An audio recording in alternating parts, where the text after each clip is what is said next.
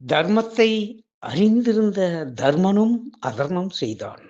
அங்கே கர்மாதான் நிகழ்ந்தது.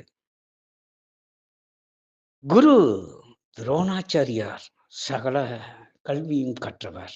அவர் அதர்மத்தின் பக்கத்தில்தான், கௌரவர்கள் பக்கத்தில்தான் இருக்க வேண்டியதாக இருந்தது. பாட்டன் பீஷ்மர், அவருக்கு எல்லா பேரன்களும் ஒன்றுதானே? அப்படி இருந்தும் அவர் அந்த அதர்ம வழியில் செல்லும் கௌரவர்கள் பக்கம்தானே இருந்தார். ஏன் அவரால் தடுக்க இயலவில்லை என்றால், அங்கே கர்மாதானே நிகழ்கிறது.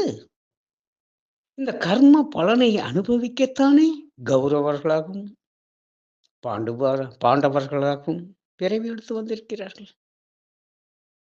ஆகவே தர்ம, அதர்மம் என்பது என்ன?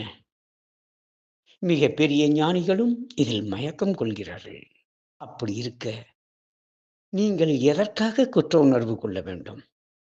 நீங்கள் குற்ற உணர்ச்சியில் ஆழ்ந்து செல்ல அந்த வாழ்க்கையை வாழாமல் விட்டு விடுகிறீர்கள்.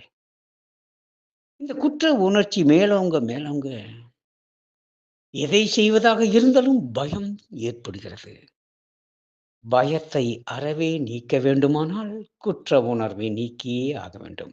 தெளிவு கொள்ளுங்கள். இங்கு என் கர்மா தானே நிகழ்கிறது, நிகழட்டுமே.